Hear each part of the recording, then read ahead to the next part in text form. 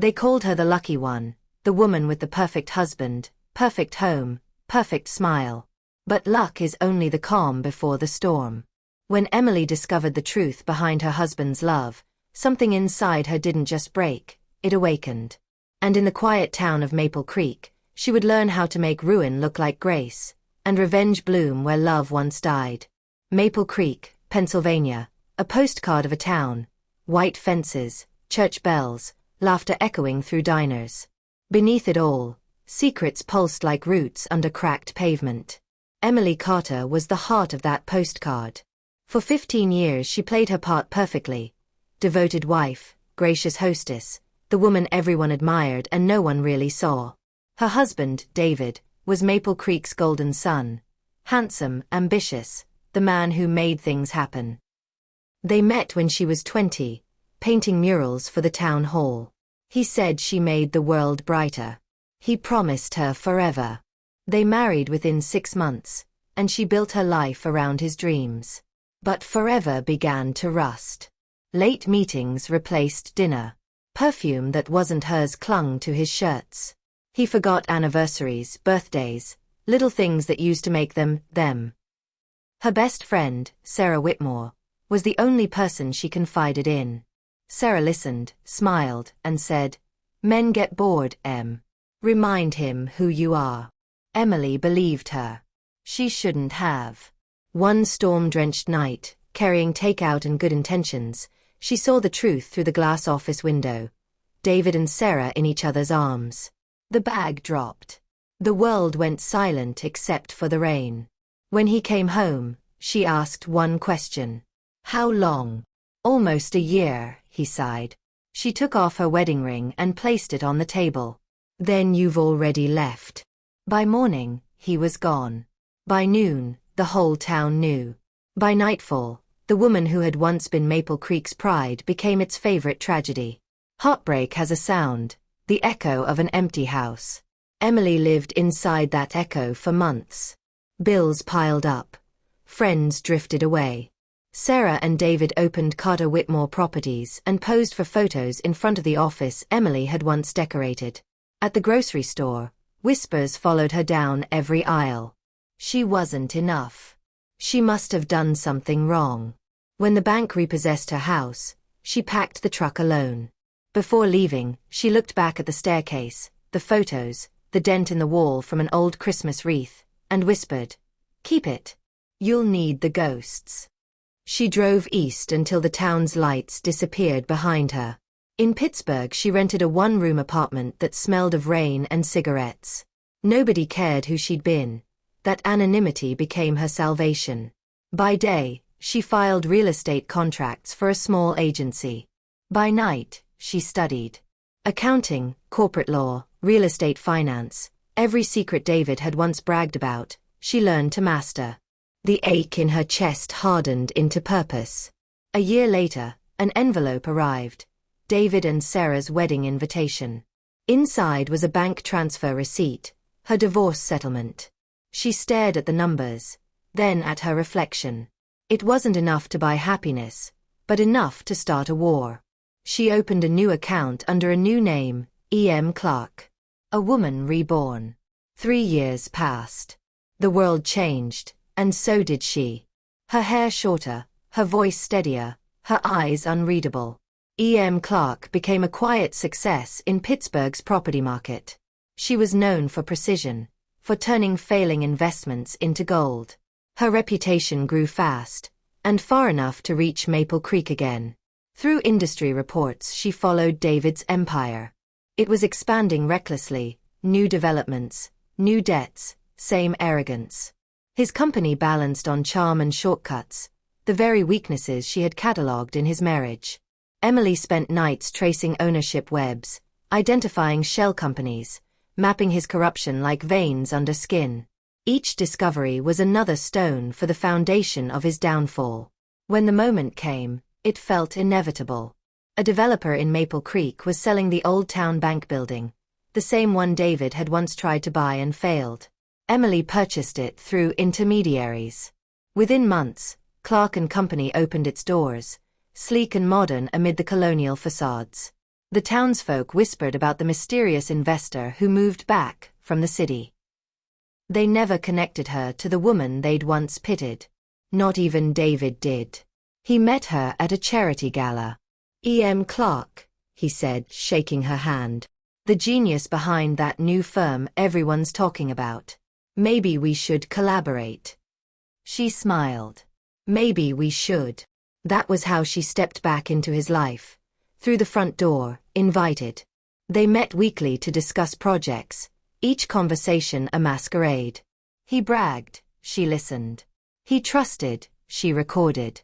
Sarah eventually noticed. You spend a lot of time with that woman, she snapped one night. David smirked.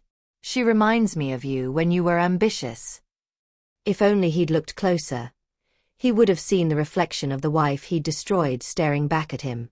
Emily's firm invested in several of his ventures, feeding them just enough capital to let greed expand them past sustainability. Then she quietly pulled the threads, redirecting permits, exposing unpaid contractors, alerting federal auditors under anonymous tips. The machine began to sputter. Suppliers walked out. Inspectors arrived unannounced. Accounts froze. When David demanded answers, his own staff turned suspicious. Emily offered sympathy and distance. Maybe you grew too fast, she said gently, like a surgeon before the incision. By the time he realized she'd been his largest creditor, it was too late. Success made Emily visible again. In the papers she was the mysterious investor with impeccable timing, the woman who could rescue a doomed project and turn it into gold. But visibility was dangerous. It meant David began noticing her more closely. He called one evening. Clark, you've got a gift.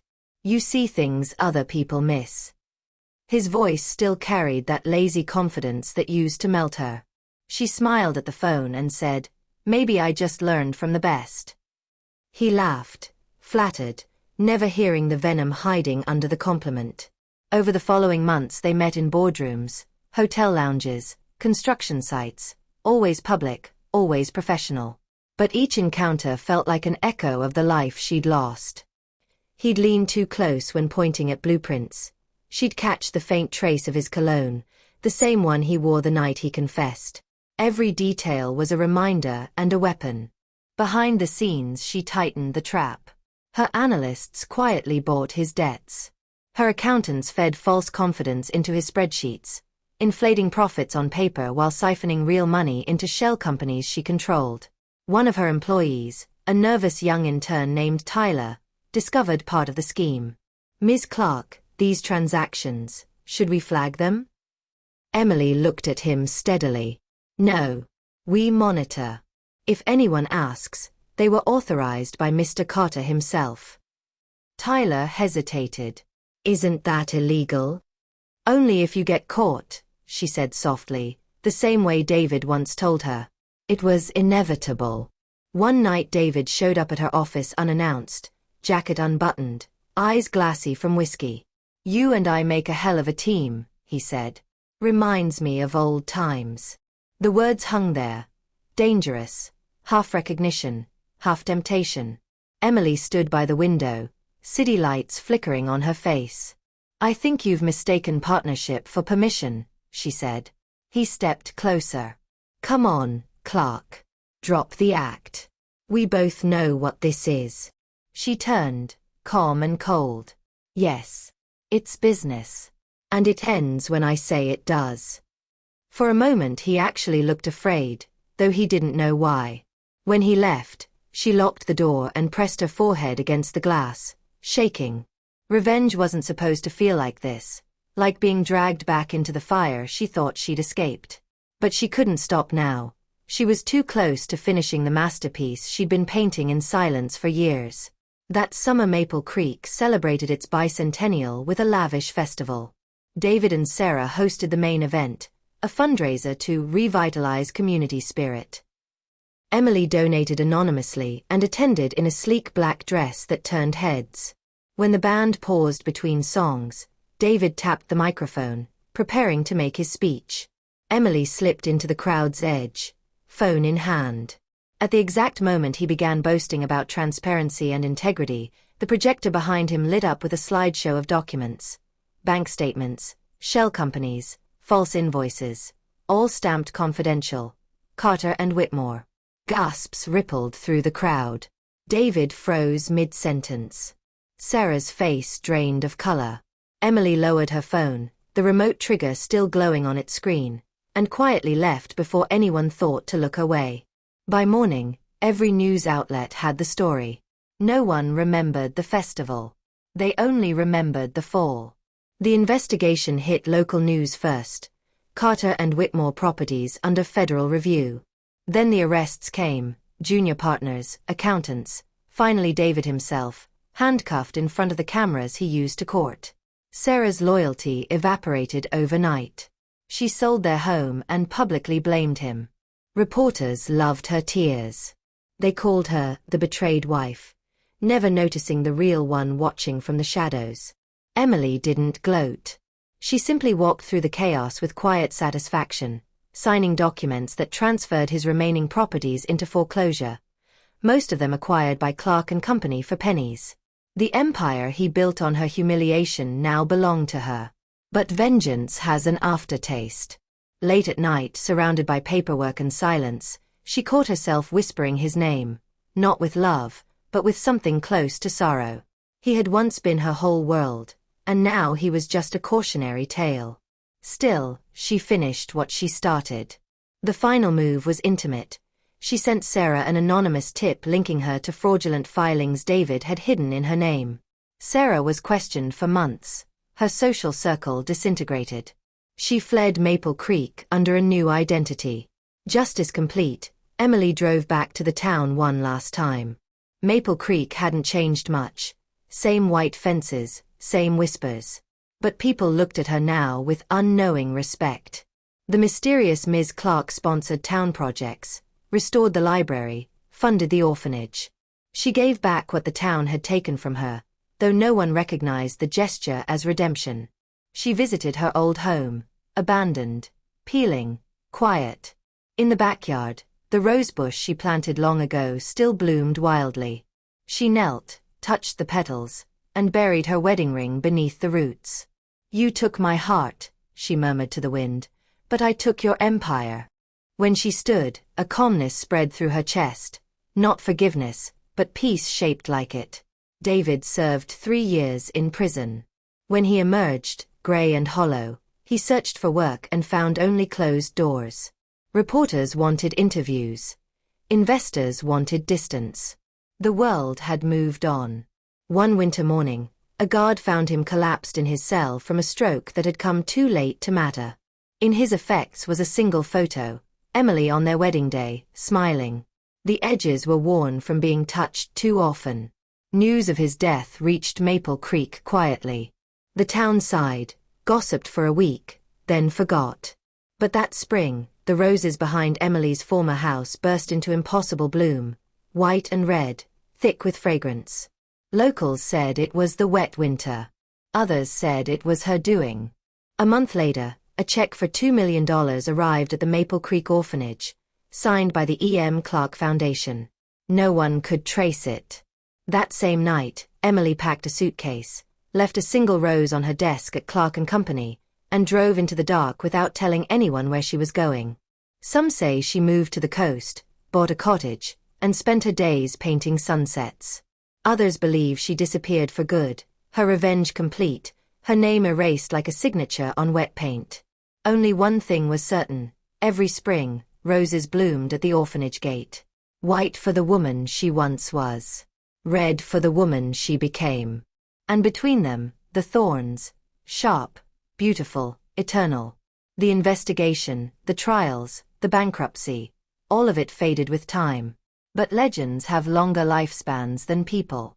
After disappearing, Emily didn't settle in one place. She drifted, New Orleans, Santa Fe, Portland, renting small apartments under different names, painting again for the first time in decades. Her art changed, abstract, furious, streaked with crimson and ash. Critics who saw her exhibitions wrote about a hidden female painter who paints storms instead of landscapes. Sometimes she'd catch her reflection in gallery glass and hardly recognize herself. Revenge had given her peace but stolen simplicity. Freedom, she realized, wasn't about escaping others. It was about surviving yourself. 5 years after she vanished, a letter arrived at the Maple Creek Library addressed to the people of my hometown. Inside was a short note. To the town that watched me break and rebuild. Guard your daughter's kindness more fiercely than you guard your son's ambition. I forgive you for not seeing. EMC. The librarian framed it behind glass. Visitors still stopped to read it, some not understanding, some quietly crying. A journalist from a national magazine eventually pieced together fragments of her story. The mysterious investor, the scandal, the vanished woman. He never found Emily, but his article went viral. The Ghost of Maple Creek, How One Woman Outsmarted an Empire. Comment sections flooded with debates. Was she a hero or a villain? One reader wrote, "Sometimes the only way to end abuse is to become what scares it." That comment alone reached millions of shares. 10 years after David's death, a tourist in Maine photographed a woman painting near the cliffs at sunset. Short hair silvered by the wind, an old scar on her hand, a single rose pinned to her coat. She smiled when asked her name. "Clark," she said. "Just Clark." No one has seen her since. But every spring, Maple Creek still wakes to the scent of roses after the rain. The petals fall across doorsteps like soft confessions, reminding the town that behind every perfect smile may live a story too dangerous to speak aloud. Children grow up hearing the legend of the woman who taught Maple Creek what betrayal costs, and what silence can build. Some call her a ghost. Others call her justice. But the truth is simpler. She was love turned inside out, blooming anyway. If Emily's story struck something in you, if you felt the chill of betrayal or the quiet satisfaction of justice, hit that like button, share this video, and tell us what you'd have done in her place. And don't forget to subscribe to Revenge Uncut. Help us reach 5,000 subscribers so we can keep bringing you real, emotional, unforgettable stories of heartbreak and redemption. Because sometimes, the quietest revenge is the one that echoes forever.